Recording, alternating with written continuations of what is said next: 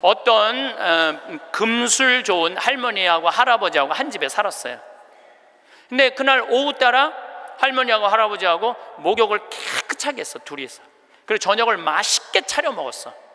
그리고 저녁에 침대에 누웠는데 할머니가 옛날 생각이 나는 거야. 할아버지를 툭툭 치면서 여보 영감, 이렇게 깨끗이 씻고 맛있게 먹고 이렇게 침대에 누우니까 우리 신혼 생각난다. 당신 생각나?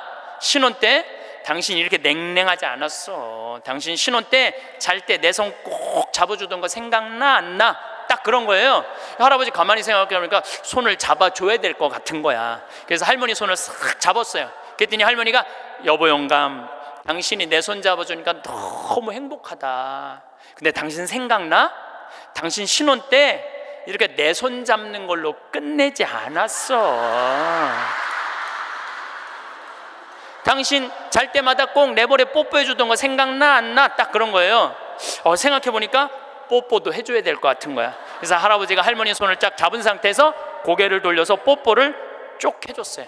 근데 할머니가 너무 여보 영감, 당신이 내버려 뽀뽀해 주니까 나 새댁된 기분이야. 너무 행복하다. 여보 영감 너무 고마워. 근데 여보 영감, 당신 생각나?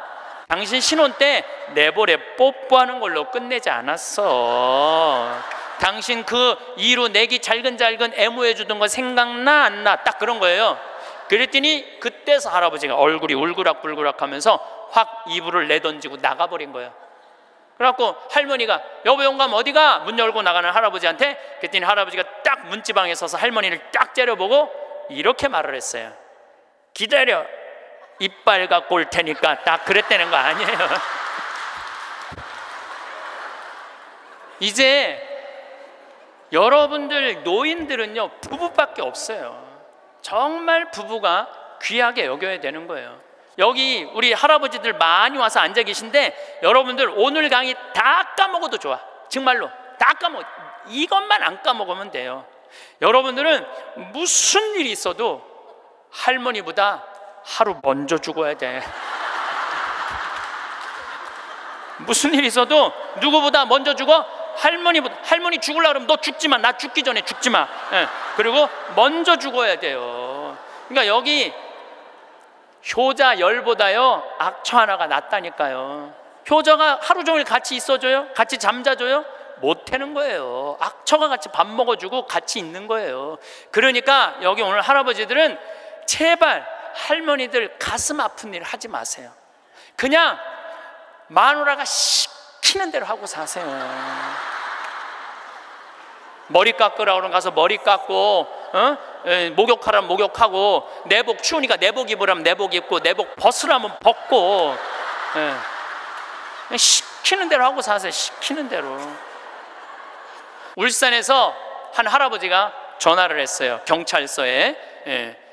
작년에 신문에서 제가 읽은 내용이에요.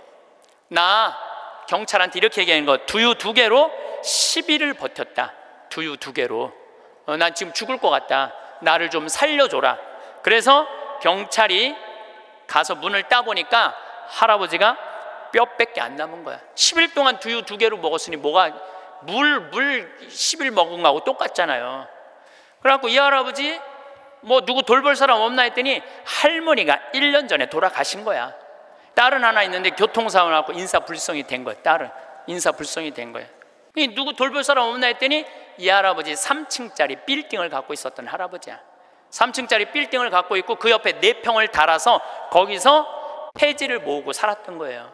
거기서 월세도 나오는데 이 할아버지는 버는 법은 배웠는데 쓰는 법을 못 배운 할아버지야. 쓰는 법을 못 배운 할아버지. 여기 계신 분들도 많습니다. 많아요.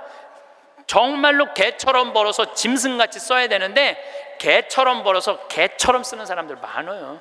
제대로 돈의 가치답게 쓰지 못한 분들 너무너무 많아요. 많은 경우 여러분들 폐지 죽고 다니는 분들 많죠. 할머니 할아버지 그런 분들 중에 대개 자식들한테 몇 천만 원 몇 억씩 다 주고 자기는 폐지 죽고 다니는 사람들 많아요. 실질적으로. 그러시지 마세요. 내가 행복해야 돼요. 내가 행복한 게 자식 도와주는 거예요. 내가 직접 받은 전화인데 85살 된 할머니예요. 85살 됐는데 70에 아들이 그러더래요. 어머니, 나 이제 어머니 어차피 모셔야 되고 어머니도 이제 나하고 같이 살아야 되지 않느냐? 그러니까 나 5천만 원 있고 어머니 3억 있는데 그 돈 나한테 주면은 내가 아파트 분양 받아서 어머니 모시고 살겠다고. 자기는 5천만 원 투자하고 엄마는 3억 투자하고 자기가 모시고 살겠다고. 자기가 들어가서 사는 건데 말은 자기가 모시고 산다고. 근데 이 할머니가 이런 생각이 들었대요. 내가 살면 얼마나 사나? 아들이 아파트 얻겠다는데, 그래서 그 3억을 주고 들어가서 살기 시작했대요. 여러분들, 나이를 먹어서 자식이 내 집에 들어와서 사는 거랑 내가 자식 집에 들어가서 사는 거는 하늘과 땅 차이예요. 하늘과 땅 차이예요. 만약에 자식이 들어와서 사는데 마음에 안 들잖아요? 나가라고 그러면 돼. 근데 만약에 내가 자식하고 같이 살겠다고 합쳤는데 자식이 너무 마음에 안 들어, 며느리가 너무 마음에 안 들어. 그리고 대개 80된 분들은 며느리가 몇 살쯤 되냐면 60살쯤 돼요. 이 60살쯤 되는 며느리는 눈에 뵈는 게 없는 사람들이에요. 그럼 누가 나가야 돼? 80살짜리가 들고 나가야 돼요. 80살짜리가 나가야 돼요. 이게 현실이에요, 현실. 그러니까 이제 85된 분이 70살 때 들어가서 아들하고 살기 시작했대요. 근데 75이 돼도 안 죽고 80이 돼도 안 죽더래. 근데 나이를 먹으면 먹을수록 여러분들 돈이 더 필요해요. 돈이 더 필요해. 나이를 먹으면 먹을수록. 그래갖고 83살에 아들한테 500만 원만 달라고 그랬대요. 왜냐하면 3억을 줬으니까 500만 원을 달라고 그럴 자격이 있는 거죠. 근데 그때부터 아들이 2년 동안 말을 안 하더래요. 말을 안 하더래요. 저는 아들 편이에요. 저는 아들 편이에요. 생각을 해봐요, 여러분들. 이 아들은 엄마하고만 살아요? 60살 된 며느리하고 사는 거예요. 며느리가, 아내가 맨날 뭐라고 그럴 것 같아? 나 저 시어머니하고 사는 거 지겨워. 당신 택해. 엄마야, 나야. 맨날 그래도 모시고 살아야지 어떻게 해? 지금 어머니 어딜 가라고 그런다고 맨날 이렇게 달래는 와중에 그런 상황도 모르고 500만 원 내놓으라 그러니까 이 아들이 엄마 쳐다보기가 싫은 거예요. 2년 동안 말을 안 하더래. 2년 동안. 여러분들, 한 집에 사는데 아들이 2년 동안 나 사람 취급 안 하고 말 안 하면 그 집에서 살고 싶겠어요? 살고 싶지 않죠. 그러니까 나이를 먹으면 또 어떤 문제가 있냐면 안 보이죠, 안 들리죠, 기억력 까무락까무락거리죠, 여기 아프죠, 저기 아프죠. 그러면 그 입에서 나 행복하다, 나 기쁘다 이런 말 나올 것 같아요. 아이고 지겨워, 아이고 사는 거 힘들어 죽겠어, 차라리 죽는 게 나, 맨날 이 말 할 것 같아요. 좋은 소리도 여러 번 들으면 짜증나는데 지겹다, 죽겠다, 섭섭하다는 소리 10년 이상 들으면요 정말로 죽고 싶을 만큼 힘든 거예요. 그러니까 2년 동안 말 안 하는 거야. 이 할머니도 그 집에서 사는 게 너무 자존심이 상하는 거야. 그러니까 나한테 전화해갖고 신부님 생태마을 방 하나 달래는 거야. 와서 살겠다는 거야. 나 아직도 건강하다 이거예요. 85살이 그것도 알몸으로 와서 나하고 산다는 거야. 알몸으로.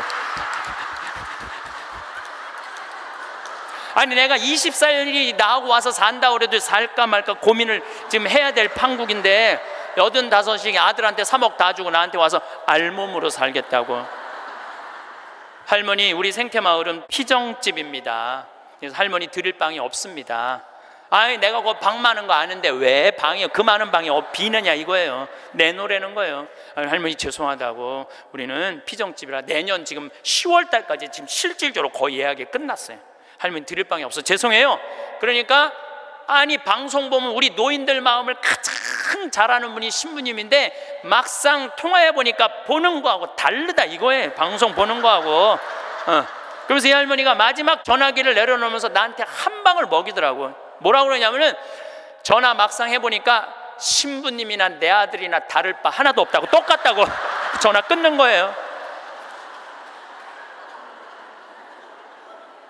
그러니까 가만히 보니까 만만한 게 나야, 나. 왜냐하면 저 신부님한테 찾아가면 저 신부님은 나를 받아줄 것 같은 생각이 드는 거지. 그러니까 나한테 70살 넘은 분들이요 전화해갖고요, 신부님 사정 얘기 다 해요. 나 자식들한테 재산 주고 다 줬는데 자식들 박사 사업하고 잘 사는데 나 찾아오지도 않는다고. 그런데 나 너무 멀쩡하다고, 나 아직도 건강하다고, 나 평창에 갖고 설거지도 할 수 있고 빨래도 할 수 있고 다 할 수 있다는 거예요. 청소도 할 수 있고. 그래서 나 신부님하고 같이 살고 싶다는 그런 분들 많아. 요즘 나하고 살자는 여자가 너무 많아.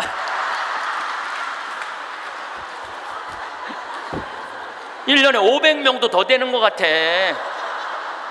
그래서 제가 그 편지들을요 지금은 다 모아놔요. 왜 모아놓냐면 그 내용이 기가 막혀요.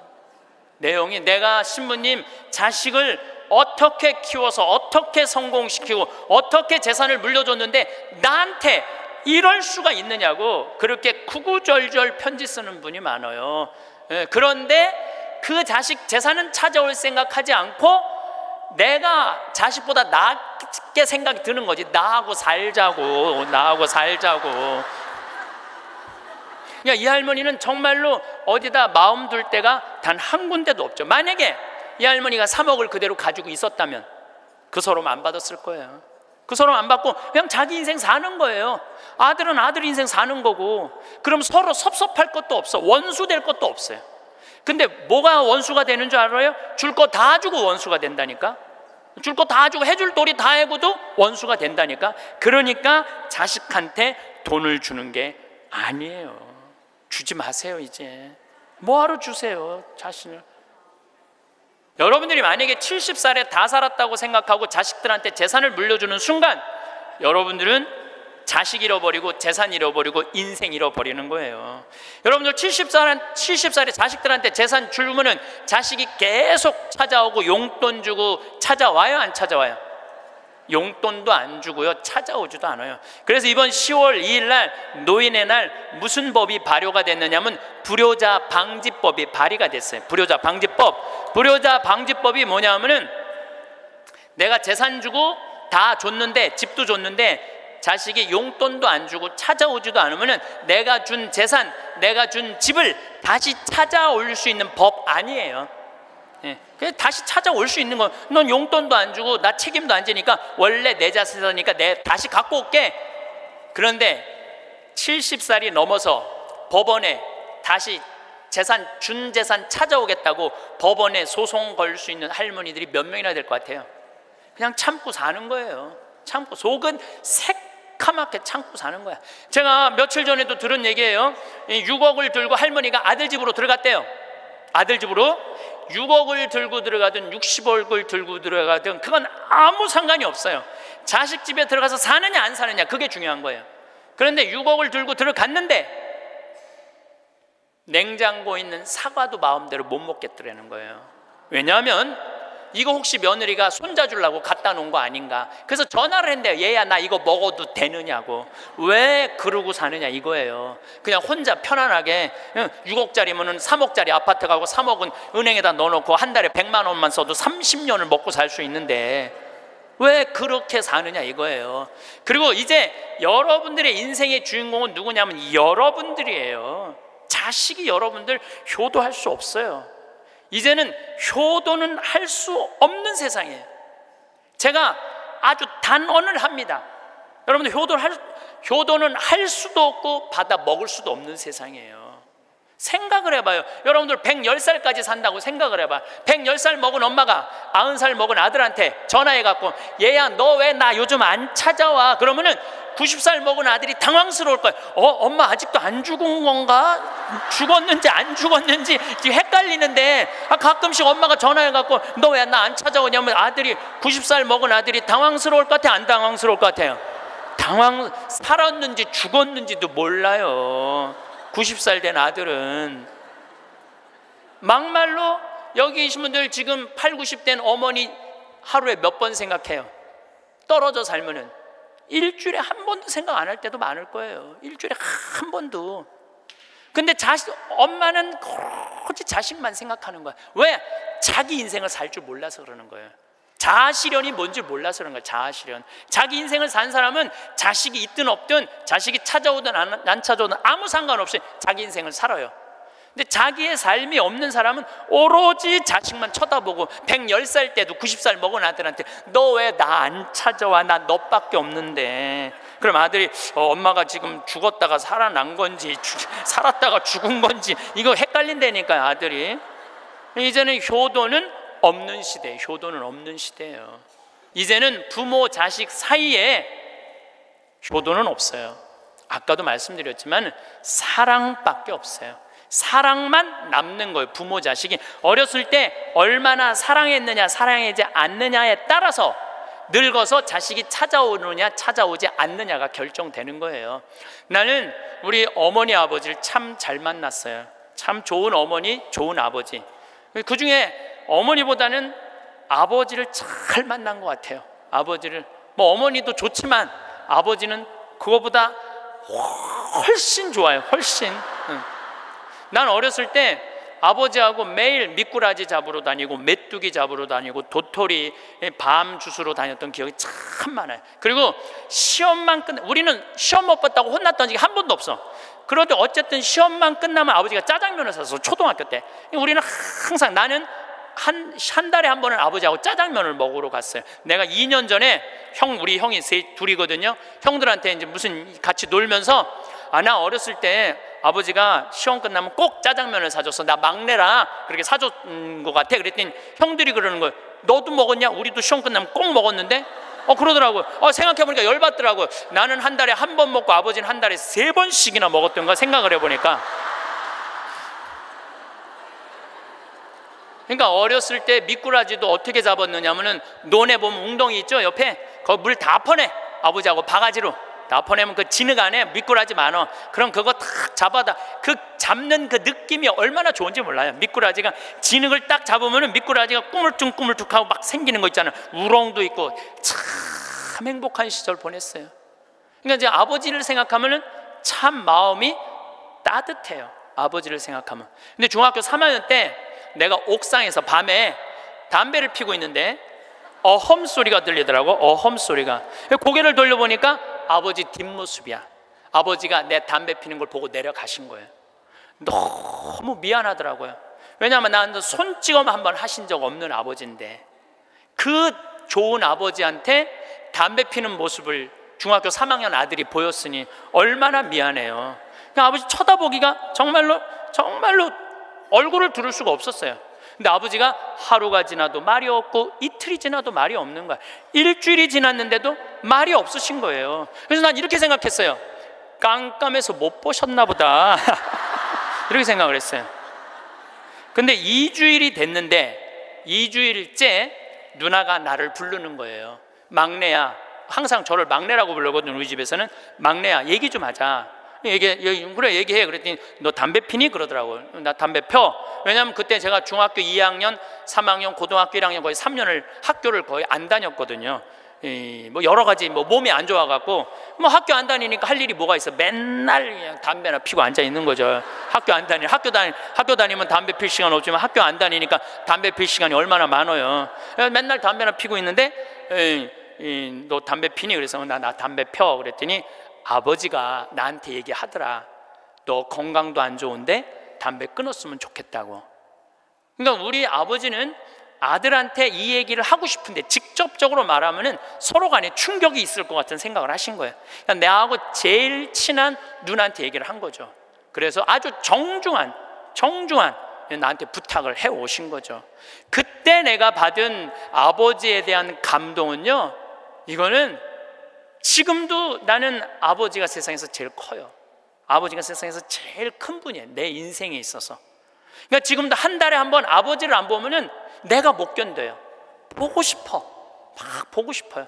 그래서 나는 요즘은 11월, 12월 내 시간이 하나도 없어요. 아버지 만나러 갈 시간이 없어. 그래도 내일은 내가 수원에 강의가 있거든요. 우리 집이 수원이니까 내가 아침에 나오면서 전화했어요. 아버지 같이 밥 먹자고. 그러니까 아버지하고 밥을 먹고 아버지를 쳐다보고 있으면 내가 행복해. 우리 아버지는 나이가 85살이에요. 나는 해가 가면 갈수록 아버지가 더 좋아요. 해가 가면 갈수록. 나 시간 남은 수원 가서 여자 안 만나요. 아버지 만나지. 근데 아버지가 지난 10월 달에 우리 생태마을에 오셔서 산에 가셔서 산삼을 2뿌리를 캐갖고 오셨어요. 아들 준다고, 나 준다고 2뿌리를 캐갖고 오셨어요. 그런데 그런 거조차도 나는 오랫동안 기억에 남을 거예요. 우리 아버지는 지금 산에 가갖고 바위 틈에 그 꽃을, 산삼 그거를 잎을 보셔갖고 그걸 캐갖고 이 손마디보다 약간 두꺼운 걸 2개를 캐갖고 오셨는데, 지금도 나는 아버지가 90살이 되든 95살이 되든 100살이 되든 아버지를 보고 싶은 마음은 변함이 없을 거라고 생각을 해요. 아버지를 보고 싶은 마음은. 왜냐하면 너무너무 사랑하니까. 앞으로는 여러분들 앞으로 펼쳐질 세상에 여러분들 자식한테 효도해라, 나 찾아와라 이런다고 자식이 찾아올 것 같아? 지금 부모 안 찾아가는 자식이 650만 명 중에 125만 명이 부모 안 찾아가요. 추억이 있어야지. 먹고 마시고 놀았던 기억이 있어야지. 늙은 아버지하고 먹고 마시고 노는 거예요. 성서 잘 묵상해 보세요. 내가 이거 첫째 시간, 이게 6강인데 첫째 시간에 먹고 마시고 노는 일이 얼마나 중요한지 아주 잘 설명을 해놨어요. 여러분들 그걸 한번 보세요. 예수님이야말로 우리를 진정으로 사랑하는 우리 진정한 왕이야. 정말 왕이 백성이랑 먹고 마시고 놀잖아요. 그럼 백성의 속마음을 다 알아요. 백성을 위로할 수 있는 거예요. 그러니까 우리의 왕이야말로, 요즘 대림절 지내시죠? 우리의 왕이야말로 진정한 왕이에요. 우리랑 먹고 마시고 노니까. 왕이 나하고 먹고 마시고 놀면 여러분 가슴 설레지 않아요? 우리나라 지금 우리나라 지금 대통령이 백성들하고 여러분들하고 매일 먹고 마시고 놀면서 여러분들 속사정 이해해 준다 그러면은 그 대통령한테 목숨 바칠 것 같아, 안 바칠 것 같아? 대통령이 나하고 지금 청와대에서 와갖고 여러분들하고 여기 명동에서 같이 매일 먹고 마시고 놀면 목숨 바칠 것 같아, 안 바칠 것 같아요? 바치죠? 예수님한테 왜 여러분 예수님한테 목숨 바치는 분들이죠? 우리의 임금이야말로 진정한 킹 오브 킹, 왕 중의 왕이다. 저는 요즘 이 먹고 마시고 노는 거 묵상하면서 예수님을 더 사랑하게 됐어요. 참 좋으신 분이에요. 그래서 제가 여러분들한테 보너스 하나 꼭 하시라고, 돈 안 들고도 할 수 있는 보너스, 내년 나중에 얘기지만은 내년 3월 25일부터 4월 20일 사이에 여기 해화동 서울대학병원에 가세요. 서울대학병원에 가면은 그 꼭대기 층에 식당이 하나 있어요. 그 식당에 가서 비싼 거 시키지 마세요. 쟁반짜장도 팔더라고요. 그럼 3명이 갖고 쟁반짜장 15,000원짜리 시키면은 셋이서 충분히 먹어. 거기서 한 11시 반쯤에 가세요. 괜히 12시 그 의사들 직원들 올라올 때 그때 가서 먹지 말고 미리 한 11시 반쯤에 가서 거기 가서 쟁반짜장을 드세요. 왜 거기서 쟁반짜장을 먹으라고 말씀드리느냐 하면은, 거기서 보이는 경치가 경복궁, 창덕궁, 창경궁, 비원, 청와대까지 다 보이는데 새순이 돋아날 때 그 경치가요 너무 멋있어요. 나도 서울대병원에 이제 1년에 한 번씩 강의를 가는데 거기서 식사 대접을 받았는데, 거기서 밥을 먹는데 이렇게 내려다 보니까요 조선 27대 왕 부럽지 않더라고요. 거기서 아니 어떤 왕이 거기서 내려다보고 왕궁을 내려다보고 밥을 먹는 사람이 어디 있어.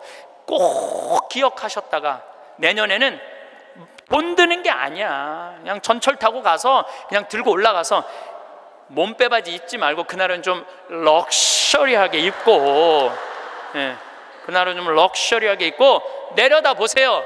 얼마나 아름다운가, 조선의 왕궁이 얼마나 멋있는가, 돈 안 들고도 볼 수 있는가. 정말 그런 데가 없어 세상에. 그런 데 가세요. 그리고 우리나라는 그렇게 멋있는 데가 너무 많아요. 너무 많아요. 돈 많이 안 들고도 하루에 그저 5,000원, 10,000원만 들고, 여기 춘천 벚꽃 필 때 전철 타고 춘천만 갔다 와도 얼마나 멋있어요. 나중에 하지 말고 제발 무슨 돈으로 집 잡혀서 나중에 하지 말고 제발 그렇게 좀 다녀오세요. 저는 이번에 남이섬을 2번을 갔다 왔어요. 남이섬을 2번을 갔다 왔는데 정말 멋있더라고요. 여러분들 내년 봄에 남이섬은 도시락 싸갖고 가도 되더라고. 도시락 이렇게 싸서 뭐 김밥 이렇게 싸갖고 마음 맞는 친구들이랑 갔다가 오세요. 매일 그렇게 다니세요. 그렇게 다녀봤자 하루에 뭐 5,000원, 10,000원 밖에 안 돼. 신부님, 그렇게 다 썼는데 그때도 안 죽으면 어떻게 해요? 걱정하지 마세요. 돈 다 썼는데도 그때도 안 죽으면 국가에서 용돈 20만 2,600원 나온다.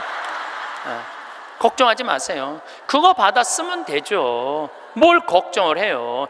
빚만 안 지면 돼. 근데 빚지는 것도 가만히 보면 나이 먹어서 빚지는 것도 본인이 빚지는 게 아니에요. 다 욕심 때문에 빚지는 거야. 자식 때문에 빚지는 거야.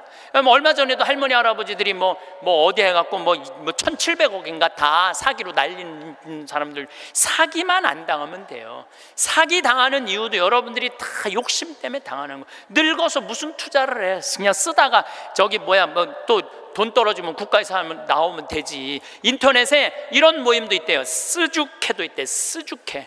쓰다가 죽자. 이런 무슨 투자를 해. 괜히 쓸데없이 조이팔한테 투자해갖고 돈 날리고 그러지 마시고 그냥 맛있는 거 먹고 경치 좋은 데 다니고 그렇게 쓰세요.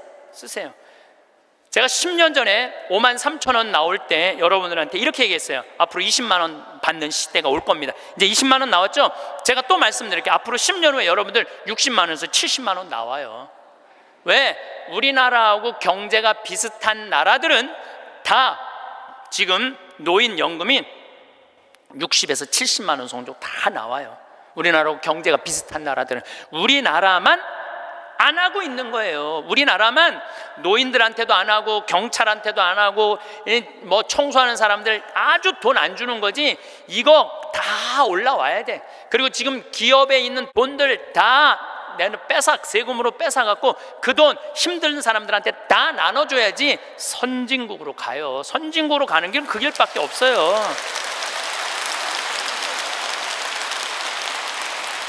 미국은 가보니까 할머니 한 분이 95살 먹은 할머니야. 이번 LA 갔는데 나한테 용돈을 $1,000를 주더라고요. 정말로 나이 많으신 분이야. 용돈을 $1,000를 100만 원을 주는 거예요. 할머니 무슨 돈이 있어? 우리 돈 많아. 그래. 내가 지금 그래서 궁금해갖고 물어봤어. 미국의 할머니들은 한 달에 돈 하나도 없는 분들 연금이 얼마 나오냐면 $800가 나와요. $800면 우리나라 돈으로 85만 원이 나와요. 85만 원. 그런데 85만 원뿐만 아니라 집도 없어 이런 분들은 그러면 아파트 월세까지 다 나와요. 시골은 $200, 도시는 $300 하거든 월세가. 그것까지 다 나오는 거니까 한 달에 100만 원 정도가 나오는 거야. 근데 만약에 이 할머니가 한 달에 100만 원을 줬는데 1년 연말 결산을 해봤는데 100만 원을 다 안 써서 50만 원밖에 안 썼어. 그러면은 이 할머니는 돈이 있던가 돈이 필요 없던가 하는 할머니라고. 그 다음에는 연금을 40만 원밖에 안 줘요. 그래서 미국에 다녀보면 할머니들이요 그 돈 쓰려고 얼마나 돌아다니는지 몰라요. 그러니까 쓰죽해가 생기는 거야. 쓰다 죽자. 그냥 나한테 용돈도 $1,000씩 주는 거지. 내가 그 할머니한테 5년 전에도 나한테 만나서 그랬대요. 그래서 할머니 손을 잡고 할머니 내가 한 5년 후에 여기 또 올 것 같은데 그때 또 봐요. 그랬더니 그때는 좀 생각을 해봐야 될 것 같아 그러시더라고요. 100살 때는 생각을 해봐야 되겠다 이거죠. $30,000가 통장에 넘었으면요 연금을 안 줘요. 미국도. 그러니까 자기 통장에 3,000만 원 밑으로 자꾸 만드는 거예요. 쓰라는 거예요. 근데 우리나라도 그렇게 갑니다. 분명히 그렇게 가요. 그리고 우리나라가 부정적인 요소도 많지만은 제 판단에는 앞으로 전 세계에서 가장 발전한 나라 중에 하나예요. 우리나라가. 그러니까 걱정하지 마세요. 예수님이 걱정하지 말라고 해도 뭘 이렇게 쓸데없는 걱정을 많이 하고 그래.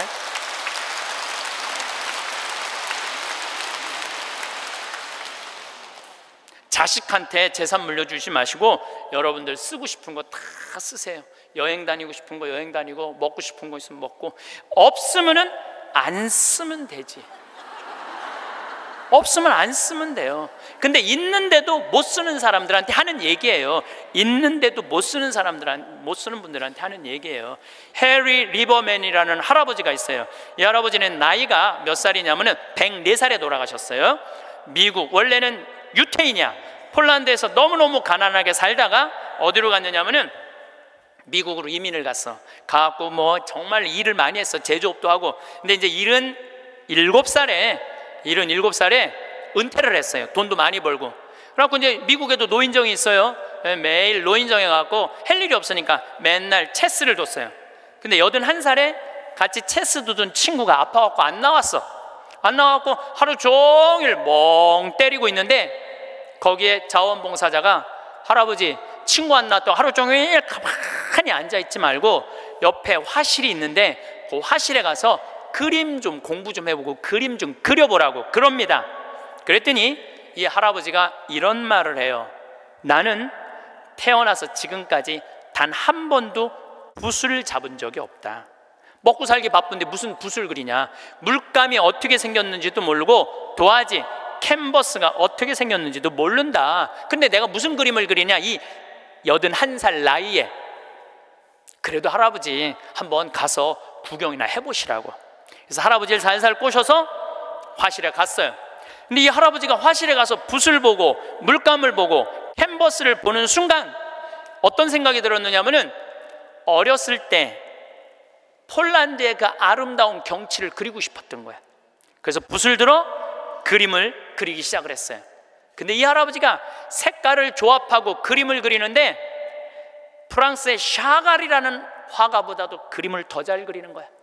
그래서 이 할아버지 별명이 미국의 샤갈이에요. 그래서 이 할아버지가 뭐 배울 것도 없어. 기본적인 몇 가지만 하고부터 전시회를 했는데 101살까지 전시회를 해요. 근데 101살까지 전시회를 하는데 나이 먹으면 보통 전시회하면은 동네에서 그런 식으로 하잖아요. 근데 이 할아버지는 그런 전시회가 아니야. 그런 전시회가 아니라 어떤 전시회냐면 미국의 모든 미술관이 와서 이 할아버지 그림을 소장하고 싶어서 경매를 할 정도로 유명한 전시회를 해요. 101살 때 20일에 전시회를 할 때 기자 400명이 모였대요. 기자들이 물어봤대요. 할아버지한테 할아버지 어떻게 이렇게 20일에 걸쳐서 이 세계적인 그림을 그릴 수 있느냐고. 할아버지 대단하다고. 그랬더니 이 해리 리버맨이라는 할아버지가 이런 말을 해요.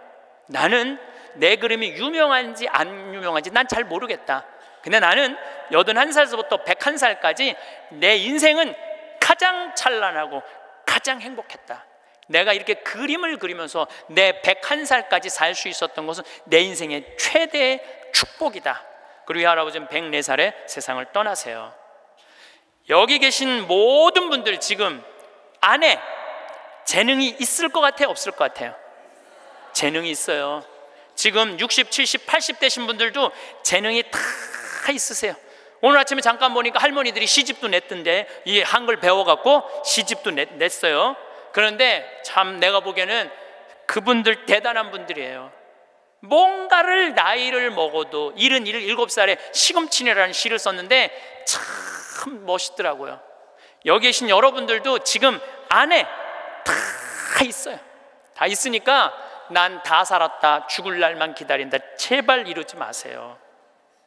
또 나중에 할 생각도 하지 말고 언제 해? 지금 하세요. 지금 책도 사서 읽고 글도 쓰고. 저는 문인 등단하고 이번엔 펜팔 회원이 됐어요. 글 쓰는 펜팔 회원이 됐어요. 너무너무 재밌어요. 글 쓴다는 게. 그 펜팔, 내 국제 펜팔 회원이 된 이유는 그 펜팔 회에는 되게 노벨상 받은 사람을 초대해서 강의를 들어요. 그런 강의를 듣고 싶어서 내가 회원 거기 심사해 갖고 통과가 돼 갖고 했는데 정말 저도 나이를 먹었고 글 공부를 하면서 하루하루가 너무너무 신이 나는 거예요. 여러분들도 사는 것처럼 사세요. 제발 자식들한테 전화하고 그러지 말고, 그것도 110살에 전화해갖고 너 왜 나 안 찾아오냐 이러지 마시고 여러분들의 인생을 사시기를 바라겠습니다. 어느 95살 되신 분의 회한을 적은 내용입니다. 어느 95세의 어른의 수기. 나는 젊었을 때 정말 열심히 일했습니다. 그 결과 나는 실력을 인정받았고 존경을 받았습니다. 그 덕에 65세 때 당당한 은퇴를 할 수 있었죠. 그런 내가 30년 후인 95살 생일 때 얼마나 후회의 눈물을 흘렸는지 모릅니다. 내 65년의 생애는 자랑스럽고 떳떳했지만 이후 30년의 삶은 부끄럽고 후회되고 비통한 삶이었습니다. 나는 퇴직 후 이제 다 살았다. 남은 인생은 그냥 덤이다 라는 생각으로 그저 고통 없이 죽기만을 기다렸습니다. 덧없고 희망이 없는 삶, 그런 삶을 무려 30년이나 살았습니다.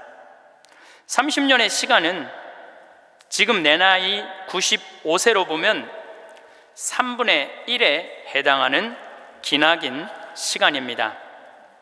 만일 내가 퇴직할 때 앞으로 30년을 더 살 수 있다고 생각했다면 난 정말 그렇게 살지는 않았을 것입니다. 그때 나 스스로가 늙었다고, 뭔가를 시작하기에는 늦었다고 생각했던 것이 큰 잘못이었습니다. 나는 지금 95살이지만 정신이 또렷합니다. 앞으로 10년, 20년을 더 살지 모릅니다. 이제 나는 하고 싶었던 어학 공부를 시작하려 합니다. 그 이유는 단 한 가지, 10년 후에 맞이하게 될 105번째 생일날 95살 때 왜 아무것도 시작하지 않았는지 후회하지 않기 위해서입니다. 우리가 죽는 날만 기다리는 사람은 사는 게 재미가 하나도 없어요. 죽는 날만 기다리는 사람은. 근데 이분은 65살에 은퇴하고 나는 죽는 날을 이제 죽을 거야. 그리고 몇 년 동안 죽는 날을 기다렸느냐면 30년 동안 죽는 날을 기다린 거야. 95살까지. 그냥 30년 동안 돌아보니까 그 30년이 너무나 멀쩡했거든.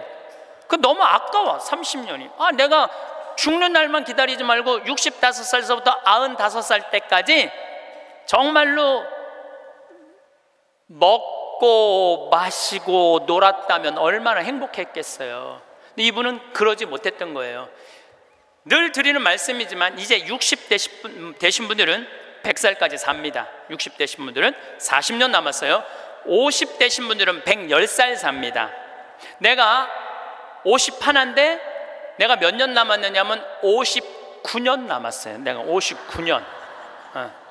이제까지 산 것도 아니에요. 40살들은 120살까지 살 겁니다.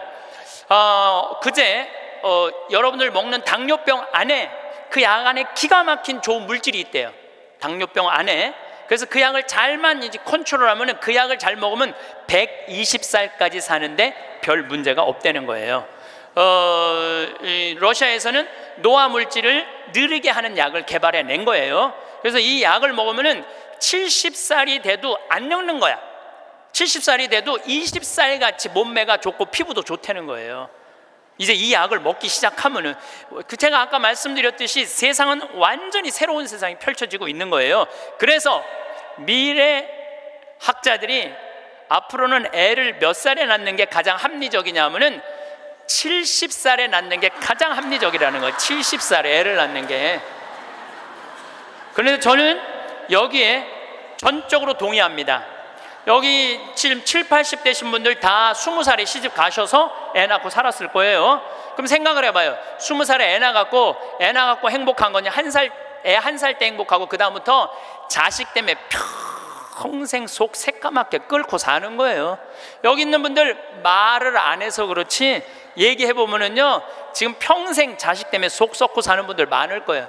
생각을 해보라면 내가 100살까지 살면은 20살서부터 100살까지 80년 동안 자식 때문에 속 썩고 사는 게 나아요? 아니면은 늙음하게 70에 나가고 한 30년 보다가 죽는 게 나아요? 어느 게 나아요?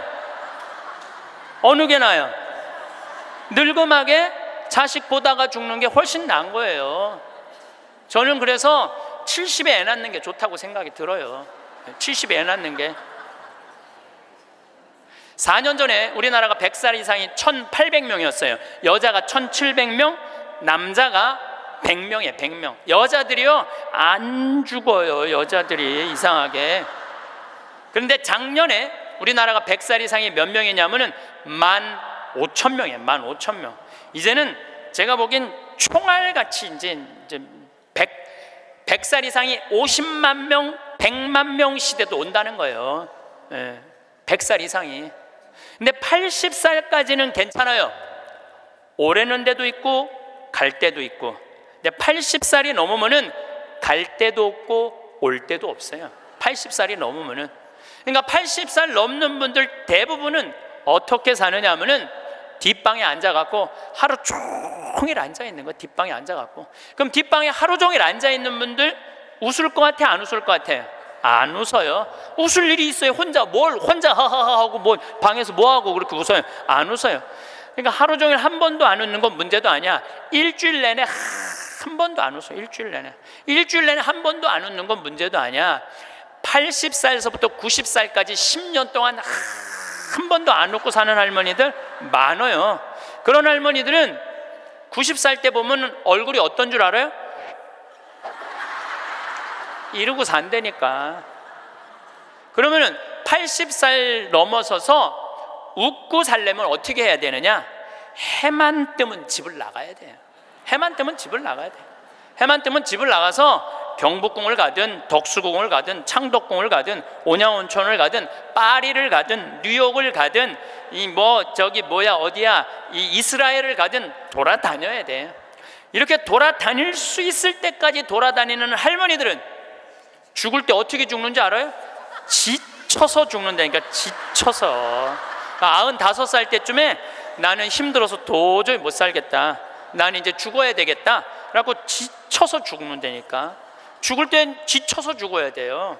근데 어떤 분이 자기도 미치냐 뭐 자식도 미치게 하는 분이 어떤 분이냐면은 80살에서부터 90살까지 돈 쓰는 거 무서워갖고 한 번도 바깥에 안 나가는 사람들. 이런 사람들은 10년 동안 안 움직이면요 허벅지에 뼈밖에 없어요. 근육이 하나도 없어요. 이분들은 90살에 할 수 있는 일은 딱 한 가지예요. 누워서 똥오줌 싸는 거예요. 90살에 똥오줌을 싸기 시작하면요 삶의 질은 완전히 바닥으로 떨어지는 거예요. 싸는 본인도 힘들고 치는 자식들도 힘든 거예요. 생각을 해봐요. 여러분들 90살이 싸는 똥이랑 1살이 싸는 똥이 같아? 이건 달라요. 1살이 싸는 똥은 향이라도 나지. 향이라도 나요. 90살이 싸는 똥은 서로 못 견디는 거예요. 여러분들이 자식한테 줄 수 있는 최고의 선물은 뭔 줄 아세요? 내 발로 마지막까지 화장실 가 주는 게 자식한테 줄 수 있는 마지막 선물이에요. 그러려면 어떻게 해야 돼? 나가야 돼. 무조건 돌아다녀야 돼요. 무슨 돈으로? 집 잡혀서 돌아다녀요. 집 잡혀서 돌아다니세요. 자식한테 물려줄 생각하지 말고. 마침 기도로 제가 자식들하고도 가장 중요한 건 사랑입니다. 사랑에 관련된 성서 구절로 마침 기도를 바치겠습니다. 내가 인간의 여러 언어와 천사의 언어로 말한다 하여도 나에게 사랑이 없으면 나는 요란한 징이나 소란한 꽹과리에 지나지 않습니다. 내가 예언하는 능력이 있고 모든 신비와 지식을 깨닫고 산을 옮길 수 있는 큰 믿음이 있다 하여도 나에게 사랑이 없으면 나는 아무것도 아닙니다. 내가 모든 재산을 나누어 주고 내 몸까지 자랑스레 넘겨준다 하여도 나에게 사랑이 없으면 나에게는 아무 소용이 없습니다. 사랑은 참고 기다립니다. 사랑은 친절합니다. 사랑은 시기하지 않고 뽐내지 않으며 교만하지 않습니다. 사랑은 무례하지 않고 자기 이익을 추구하지 않으며 성을 내지 않고 앙심을 품지 않습니다. 사랑은 모든 것을 덮어주고 모든 것을 믿으며 모든 것을 바라고 모든 것을 견디어 냅니다. 집 안에 오래 머무는 습관이 우리를 늙게 만듭니다. 밖으로 나가는 일이 점점 줄어들면서 몸은 굳어지고 마음도 함께 작아집니다. 창밖을 보며 오늘은 춥다, 오늘은 귀찮다, 내일 나가면 되지 하는 생각이 쌓이다 보면 어느새 밖으로 나가는 일 자체가 큰 일처럼 느껴집니다. 하지만 진실은 반대입니다. 움직이지 않으면 몸은 더 빨리 무너지고 마음은 더 빨리 시듭니다. 우리 몸은 사용하지 않으면 잊어버립니다. 다리 근육도, 균형 감각도, 심장의 박동도 모두 움직임 속에서 유지됩니다. 집 안에서 하루 종일 소파에 앉아 있는 것과 밖으로 나가 30분을 걷는 것은 단순히 장소의 차이가 아닙니다. 그것은 삶을 유지하는 것과 서서히 포기하는 것의 차이입니다. 걷는 동안 우리는 혈액순환을 촉진하고 뼈를 튼튼하게 하며 뇌에 산소를 공급합니다. 무엇보다 밖으로 나가는 행위 자체가 살아있음을 확인하는 의식입니다. 밖으로 나가면 세상이 보입니다. 계절이 바뀌는 모습, 나무의 색깔, 사람들의 표정, 거리의 소리, 이 모든 것들이 우리에게 말을 겁니다. 여러분은 혼자가 아니라고, 세상은 여전히 돌아가고 있다고, 여러분도 그 일부라고 말입니다. 집 안에만 있으면 세상은 텔레비전 화면 속으로 축소됩니다. 뉴스는 자극적이고 드라마는 허구이며 광고는 불안을 팝니다. 하지만 직접 밖으로 나가보는 세상은 다릅니다. 진짜이고 생생하며 여러분을 살아있게 만듭니다. 걷는다는 것은 단순한 운동이 아닙니다. 그것은 삶에 대한 태도입니다. 오늘도 나는 움직일 수 있다. 나는 아직 살아있다. 나는 포기하지 않았다는 선언입니다. 매일 조금씩이라도 밖으로 나가는 사람과 그렇지 않은 사람의 차이는 시간이 지날수록 명확해집니다. 한 사람은 점점 더 활력을 잃고 세상으로부터 멀어지만 다른 사람은 비록 속도는 느리더라도 여전히 세상과 연결되어 있습니다. 움직임은 희망입니다. 멈춤은 포기입니다. 정신, 건강도 마찬가지입니다. 집 안에만 있으면 생각이 자꾸 안으로만 향합니다. 걱정, 불안, 이런 감정들은 갇힌 공간에서 더 크게 자랍니다. 하지만 밖으로 나가면 생각의 방향이 바뀝니다. 바람이 불고 햇빛이 따뜻하고 누군가 지나가고 개가 짖습니다. 이런 작은 자극들이 우리를 내면의 감옥에서 꺼내줍니다. 우울은 고립 속에서 자라지만 움직임은 우울을 흩어버립니다. 밖으로 나가는 일이 처음에는 힘들 수 있습니다.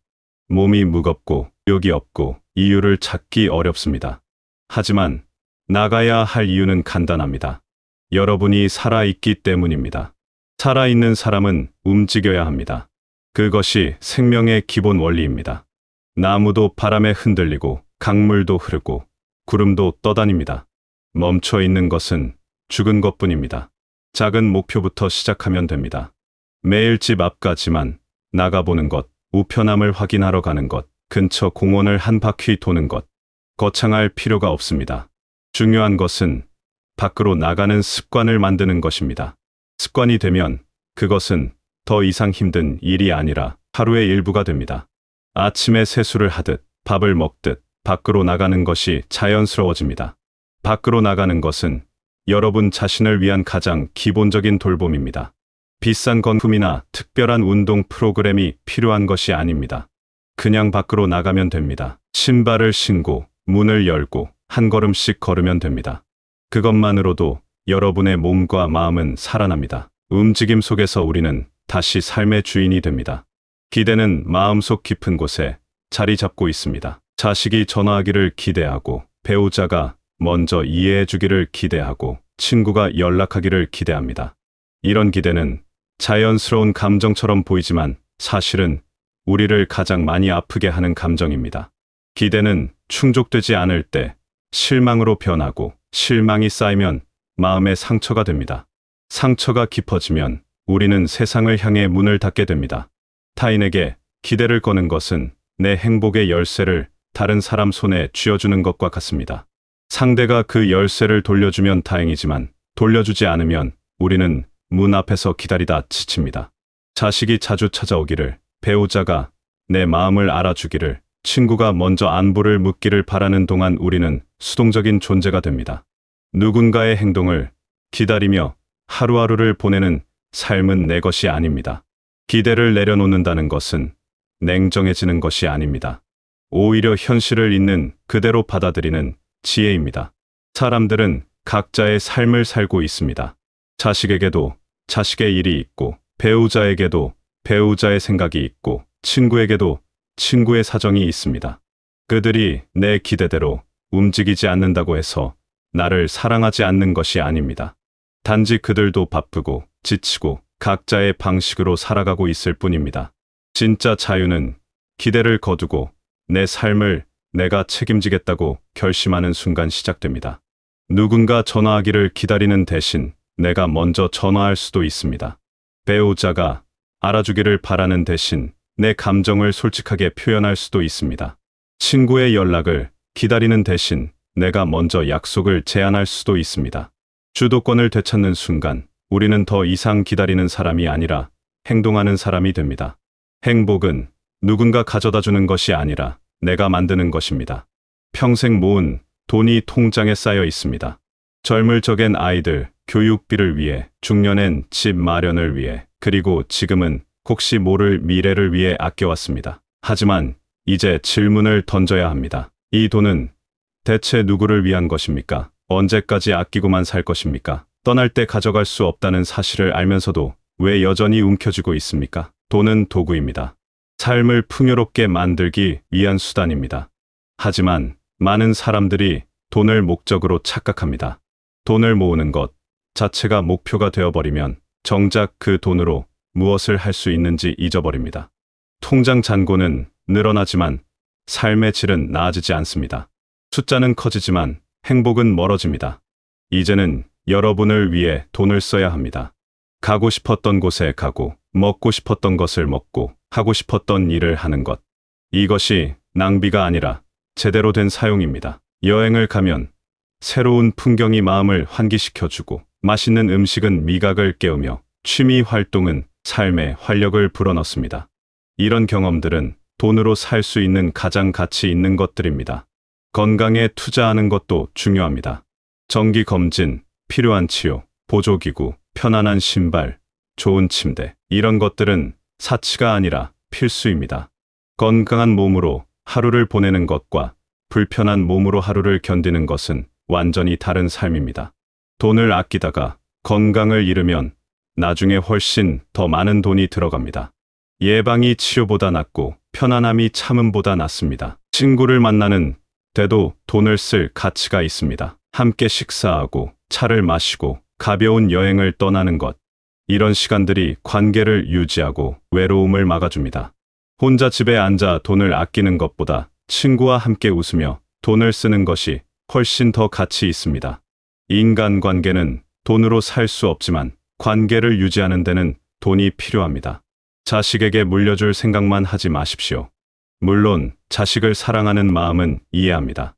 하지만 여러분이 불편하게 살면서까지 모은 돈을 물려받은 자식이 과연 행복할까요? 차라리 여러분이 그 돈으로 행복하게 사는 모습을 보여주는 것이 더 큰 유산입니다. 건강하고 활력 있게 사는 모습, 자기 인생을 즐기는 모습, 그것이 자식에게 줄 수 있는 가장 좋은 본보기입니다. 돈을 쓴다는 것은 삶을 긍정하는 행위입니다. 나는 아직 살아있고, 나는 행복할 자격이 있고, 나는 내 삶을 누릴 권리가 있다는 선언입니다. 통장에 쌓인 숫자는 죽어있는 돈이지만 여러분의 경험과 건강과 관계에 쓰인 돈은 살아있는 돈입니다. 살아있는 돈은 여러분을 살아있게 만듭니다. 삶은 선택의 연속입니다. 매일 아침 눈을 뜨면 선택해야 합니다. 오늘 집에만 있을 것인가, 밖으로 나갈 것인가, 타인의 행동을 기대하며 기다릴 것인가, 내 삶을 주도적으로 살 것인가, 돈을 움켜쥐고 있을 것인가, 나를 위해 쓸 것인가. 이 선택들이 모여서 하루가 되고 하루가 모여서 인생이 됩니다. 움직이는 삶과 멈춰 있는 삶의 차이는 시간이 지날수록 극명해집니다. 처음에는 작은 차이처럼 보입니다. 오늘 하루 밖에 나가지 않는다고 해서 당장 큰 문제가 생기지는 않습니다. 하지만 그것이 한 달, 6달, 1년이 되면 몸은 변합니다. 근육이 줄고 균형감이 떨어지고 의욕이 사라집니다. 반대로 매일 조금씩이라도 움직이는 사람은 시간이 지나도 활력을 유지합니다. 느리더라도 걷고 약하더라도 움직이고 힘들더라도 나가는 습관이 삶을 지켜줍니다. 기대를 내려놓는 것도 연습입니다. 오랫동안 타인에게 의지하며 살아온 사람에게 갑자기 독립하라고 하면 막막합니다. 하지만 작은 것부터 시작하면 됩니다. 오늘 하루는 누군가의 전화를 기다리지 않기, 대우자가 먼저 말을 걸어주기를 바라지 않고 내가 먼저 대화 시작하기, 자식의 방문을 기다리지 않고 내가 할 수 있는 일에 집중하기. 이런 작은 변화들이 쌓이면 마음의 중심이 바뀝니다.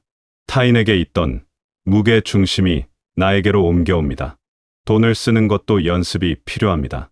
평생 아끼며 살아온 사람에게 갑자기 돈을 쓰라고 하면 죄책감이 듭니다. 하지만 죄책감을 느낄 이유가 없습니다.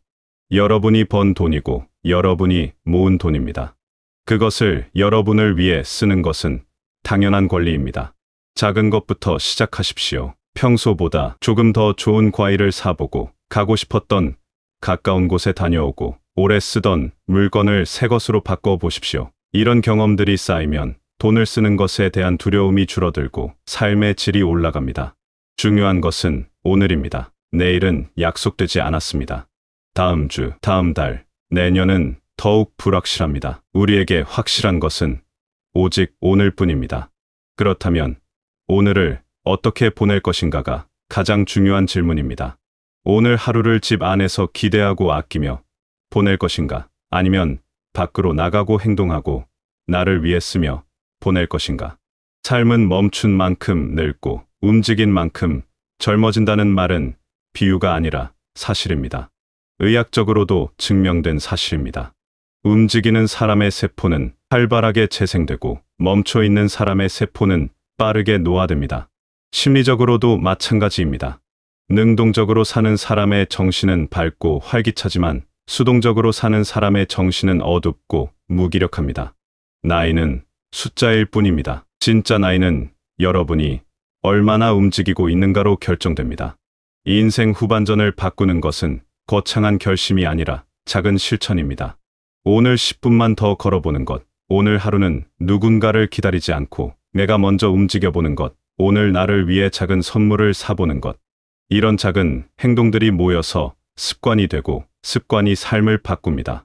변화는 어느 날 갑자기 오는 것이 아니라 매일의 선택이 쌓여서 만들어지는 것입니다. 결국 삶에서 남는 것은 여러분이 여러분 자신에게 얼마나 잘해줬는가입니다. 타인에게 희생한 시간, 아낀 돈, 참은 감정, 이런 것들은 아무도 기억하지 않습니다. 하지만 여러분이 자신을 위해 산 시간, 자신을 위해 쓴 돈, 자신을 위해 표현한 감정, 이런 것들은 여러분의 삶을 풍요롭게 만듭니다.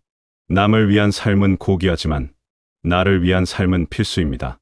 여러분은 충분히 많은 것을 해왔습니다. 이제는 여러분 자신을 위해 살아도 됩니다. 죄책감을 느낄 필요가 없습니다. 이기적이라고 생각할 필요도 없습니다. 자신을 돌보는 것은 이기심이 아니라 자기 존중입니다. 여러분이 행복해야 주변 사람들도 편안합니다. 불행한 사람은 주변을 무겁게 만들지만 행복한 사람은 주변을 밝게 만듭니다. 오늘부터 시작하십시오. 거창한 계획은 필요 없습니다. 오늘 밖으로 나가보고, 오늘 누군가를 기다리지 말고 내가 하고 싶은 일을 하고, 오늘 나를 위해 작은 돈을 써보십시오. 그러면 오늘 밤 잠자리에 들 때 기분이 다를 것입니다. 조금 더 가볍고, 조금 더 만족스럽고, 조금 더 살아있음을 느낄 것입니다.